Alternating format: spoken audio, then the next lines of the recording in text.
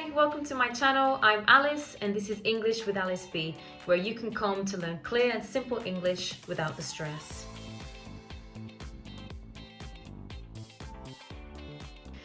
Okay, so today we're looking at the present simple and the present continuous. Now, these tenses are really important in the English language. It's one of the first things that students learn, really, and that's because we use it a lot to talk about ourselves, our jobs, our situations, where we live, our names, our ages, and it's also very useful when asking questions too.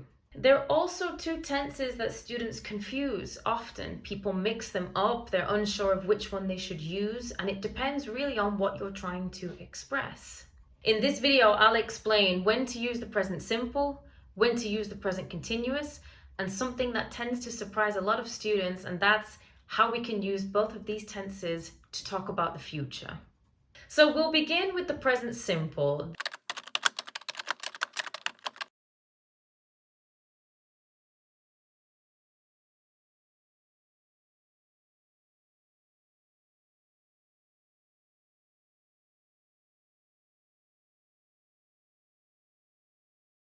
This really is step one of learning English. This is the first thing that many people study, and that's because it's one of the easiest. The verb doesn't change, not too much. It's very easy to make it negative, and it's something that we use when describing ourselves, introducing ourselves. So let's take a look. Let's use the verb to eat, for example. And it goes like this. I eat, you eat, he or she eats. We eat, you all eat, they eat. So as you can see, very little change. In fact, it's only the third person that we need to change. We put an S on the end for the third person. That's something that a lot of students tend to forget. It's far less complicated than Spanish, far less complicated than Italian. In Italian, for example, the verb changes for every subject. Io mangio, tu mangi, lei, lui mangia, noi mangiamo. You have to change the ending depending on who you're talking about. In English, the only thing you have to remember is to put an S on the end of the third person, and that's for all the verbs. I play, you play, but she plays. We sleep, they sleep, but he sleeps. I go, you go, she goes, and so on. To make it negative, it's quite simple. We have to input the word do. This is what we call an auxiliary verb. For example, I eat, but I do not eat. You eat, you do not eat. And with the third person, remember, we always have to put that S somewhere. So she eats, but she doesn't eat. And it's very similar when making a question, except we just have to change the form a little bit. We have what we call inversion, where we swap the auxiliary verb for the subject. Do I eat? Do you eat? And for the third person, you guessed it, does she eat? Remember, we always need to include that S. So let's talk about some of the uses of the present simple. Primarily, we use this to talk about daily routines and habits and general truths and facts, things that don't change. Let's talk about daily routines and habits. This is one of the first things that students learn to do because it's a really easy way to start using the language. We talk about ourselves, right? We know our daily routines. We don't have to think about it too much. I wake up at 7, I have a coffee, and I start work at 9. My boyfriend wakes up at 7. He doesn't have a coffee and he goes to work at 8. Some time expressions that we can use when talking about our daily routines and habits are adverbs of frequency. They describe how often we do these things. It can be every day, every Monday, every Friday evening, usually, often, sometimes, always, never, rarely. It doesn't matter where on the scale they go, the grammar stays the same. I always have a coffee before work. I never have tea before work, for example. When expressing facts and general truths, these are things that don't change, not often really. For example, my name is Alice. It doesn't change. I am English. She is a teacher. He works as a taxi driver. They study Latin. We work together. So the general rule can be if it feels stable, if it feels like a permanent situation or like something isn't going to change, we can use present simple. Now let's talk about the present continuous.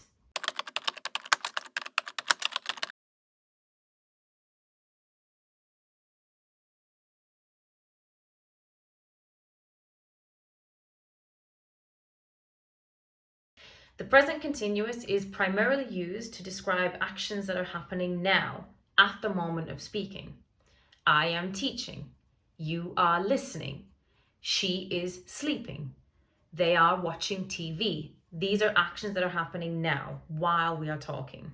It can also be used to describe actions happening around now. So, not exactly at this moment, but now, in this period in our lives. For example, I'm learning Spanish. This is something that is progressive, it's continuous. I'm doing it every day. Okay. I might not be doing it right now, but it's happening now in this period in my life. I'm learning Spanish. My mom is reading a new book. We are watching a new series. Another way to use the present continuous is to describe temporary situations, and this is where we can directly compare it with the present simple. For example, if I usually work in an office, I can express it like that. I work in an office. Usually I work in an office. But this week, something temporary is happening. But this week, I am working from home. Usually, I work in an office, but this week, I am working from home. One is the permanent situation, one is the temporary situation. So let's recap.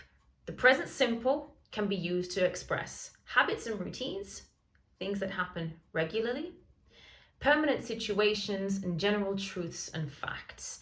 If it's stable, if it's normal, if it doesn't change often, we can use the present simple. The present continuous, instead, is used to describe situations that are happening now or around now, or temporary situations, things that are not always true.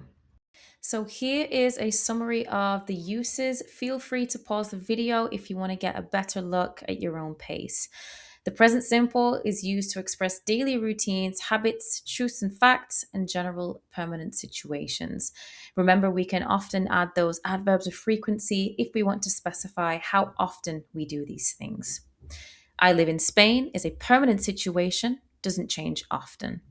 She plays football twice a week. This is a routine, a habit, and they never work from home. Even if we're saying that something never happens, we still express it using the present simple.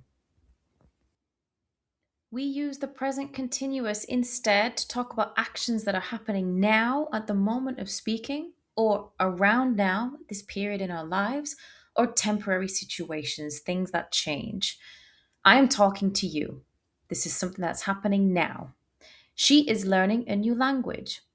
This is something that's happening around now. This is something that happens continuously and is progressive. And this week I am working from home. This is a temporary situation. Usually I work in the office, but this week I'm working from home. Let's have a look at a piece of text, a mini story, so we can see both tenses being used at the same time. Hopefully, this will give you a better understanding of how and when to use these tenses.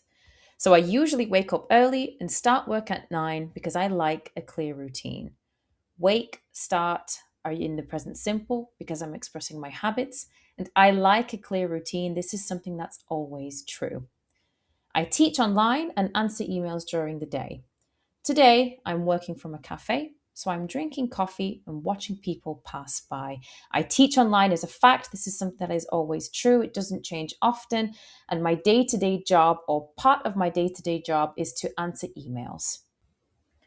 My colleague, instead, so now I'm talking about the third person, my colleague Anna usually works from home and finishes early. This is her usual routine. And remember, I've put that S because I'm talking about a third person. This week, she is preparing a new course and is spending extra time planning her lessons. Now I'm expressing something that's maybe not her usual routine. In fact, I've specified this week. So now I'm using the present continuous to emphasize that this is a temporary thing. She's preparing a new course, and so this week she is spending extra time. So she is working later than usual. These are all temporary situations. A good exercise for you to try, if you'd like to practice the difference between present simple and the present continuous, is to write a piece of text very, very similar to this one. What is your usual routine? What time do you usually wake up? What time do you usually start school or work? Are you doing something different this week? What are you doing right now? It doesn't have to be an essay, it doesn't have to be hundreds of words. It can be something very simple, very basic, but something that will help you use the present simple and the present continuous, and thus will help you to understand better the differences between them. Feel free to write these mini stories and to post them in the comments. I'd be very interested to see what my students get up to and if you can understand when to use the present simple and the present continuous. Okay, let's continue. Now, let's talk about how we can use both of these tenses to talk about the future. When talking about the future, a lot of students use will. I will do this, she will do that, they will go there. That's because will is automatically in the future. If you use will, everyone understands that you are talking about an action that will happen at some point in the future. It doesn't change for anyone. I will go, you will go, she will go. And making it negative is very, very easy. For this reason, or for these reasons, it's everyone's safe bet. It's not wrong. And in another lesson, I will describe exactly how we use will. And I advise my students, if in doubt, use will. If in doubt, use will. It's a safe bet and everyone will understand what you're saying. But there are some situations where we have to be a little bit more specific about which tense we use. And today, we're going to go into detail about how to use the present simple and the present continuous when talking about the future. Let's start again with the present simple. So how can we use this to talk about the future?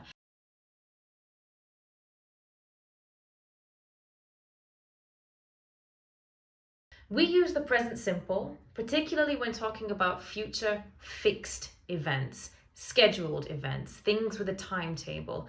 And often the plan hasn't come from a person, but a business, a company, an entity, an authority. So this includes things like school events, work events, and public transport. I'll give you some examples. Her plane leaves in 1 hour. Class starts tomorrow at 6. The meeting begins at 3 and finishes at 4. In all of these examples, I'm talking about something happening in the future, the meeting, the class, the plane leaving, but I have used the present simple to express these because these are fixed events. They have a schedule, and I'm kind of expressing it as a fact.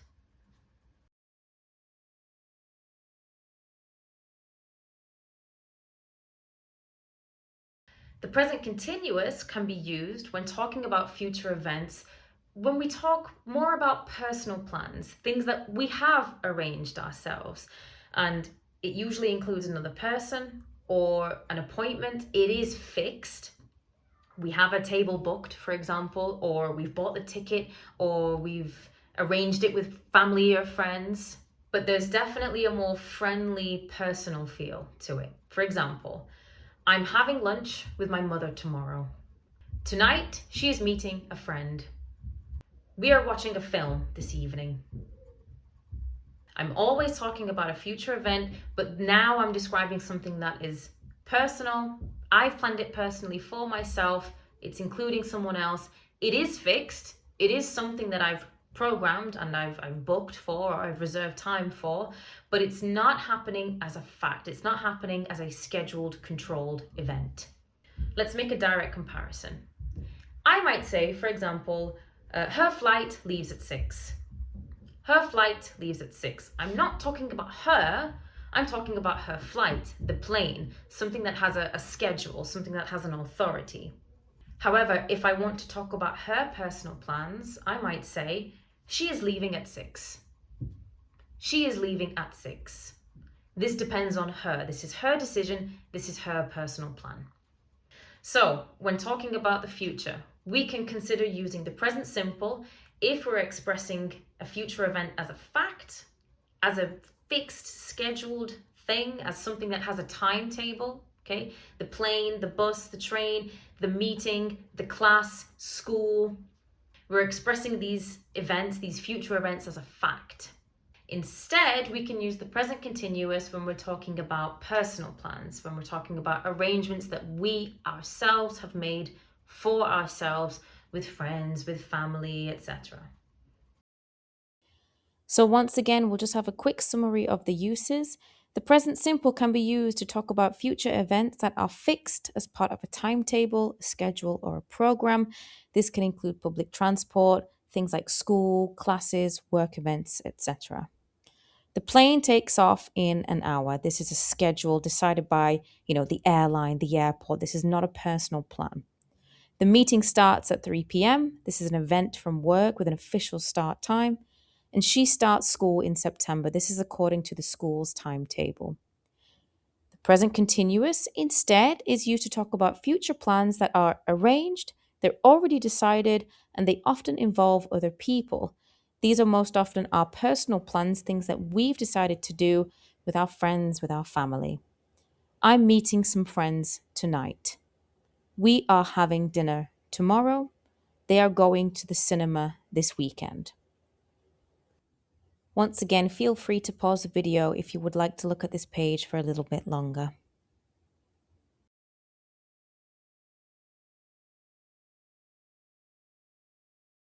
If this video helped you to understand the difference between the two, please like and always subscribe. If there's any feedback that you could give me, put something in the comments. Please be kind. I'm still new to this. As always, thanks for watching, and I'll see you next time. Bye.